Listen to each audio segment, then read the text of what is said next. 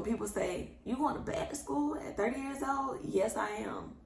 Hey guys, if this is your first time seeing one of my videos, my name is Delana, and I am a full-time mom, wife, and full-time grad student.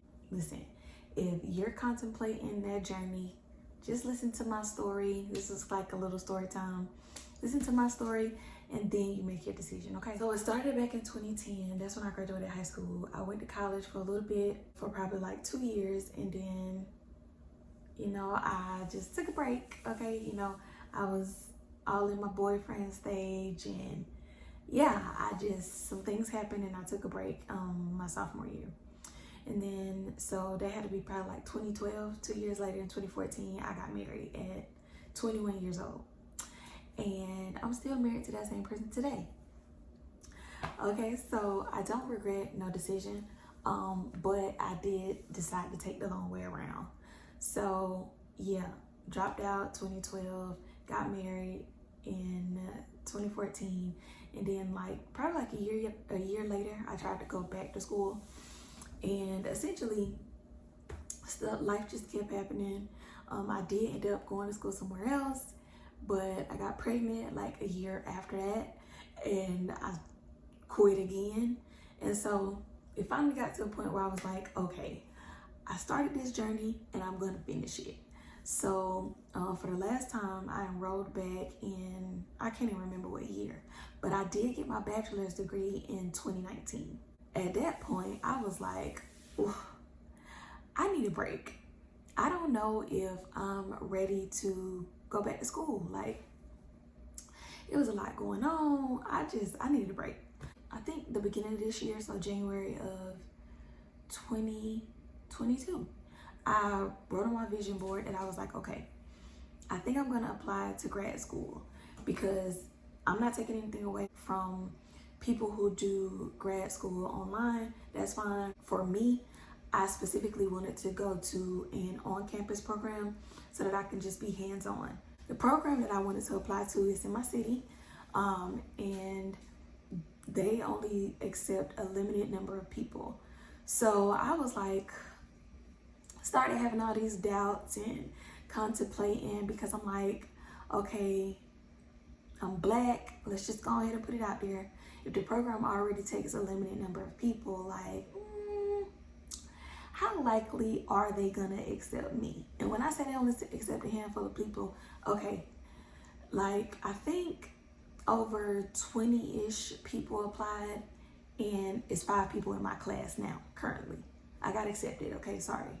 I fast forwarded to that part, but literally. So backing up to like January, when I was thinking about applying, I was like, ugh. I had so many doubts in my mind. Like, so it was already the thing, like, okay, I'm the Black girl, then I'm the old Black girl, you know what I'm saying? So like, I'm going back at 30 and I'm the old Black girl. So it's just kind of like, what do I do? Do I really set myself up for failure? I went through that whole contemplation stage, but then I felt like, okay, why not try? If they say no, they say no. But I'm gonna do what I gotta do. I'm gonna put my best foot forward, and I'm gonna do what I have to do. So I went through the whole application process. I got all my transcripts, and y'all, when I tell you it was hard, because I'm trying to because like I told y'all, I graduated in 2019. So I had to try to find a professor to write me a recommendation letter. You know, I had to get somebody else to write me a recommendation letter. I had to get all my transcripts, all that stuff I had to go back and do. So it was a task and hassle anyway. So everything kept telling me, girl, you gotta go through all this. Why? Do it. Okay? And let's not talk about the money, the cost, second thing. Okay? First thing was me being Black. Second thing was me being old. The third thing was school is expensive. Okay? It just is. And I was sitting here weighing the pros and cons, like, is it really worth it? And for me, it was worth a try. And I say that because, like, as women, sometimes we have children young, we get married young, we just make certain decisions, and we have to put our dreams and goals on the back burner. And I just felt like, okay, I'm 30. if I don't do it now, I'm never gonna do it. You know, and so the program is like, oh, so I didn't tell y'all, I just dived right into the video. So I am in graduate school in a clinical psychology program in order to get my LPC, to become a licensed professional counselor. So the program is like 2.5 years, and then after that you have to get a job or work under a supervisor. You still have to take the exam and all that stuff like that, but after you get your additional hours working under a supervisor for like 2 years, then you're good to go after your 2.5 year program. So literally it's like 4.5 years until it's all over. Basically, those are the things I was facing against me. And, you know, speaking of the cost, I owe like a lot of money for undergrad. And I'm sure you can imagine, because I started and stopped so many times. I was just like, ugh, do I really want to get further and further in debt? But then it's like, when I weighed the pros of like a psychology degree, like, yes, I probably could have worked in HR or done something like that. But ever since I went from 2010 and I went to college, I knew I wanted to major in psychology and I wanted to become a counselor. Like, I feel like I have an innate ability to help other people, and I just feel like that was what I wanted to do, and I never switched up. And so here I am at 30. Am I gonna let everything I feel like that was against me stop me from trying? And so I decided that no, like, let's fight for me. Although, yes, it's gonna be harder. Yes, it's gonna be more difficult for me, because rather than a typical student who goes to class and has all day and free time to do their homework, no. I go to class and I got a part-time job now on campus, and I have to come home and be mommy and be a wife and, you know, cook dinner for my family and make lunches and do homework, my homework, and help my son with his homework. It, like, the list doesn't stop.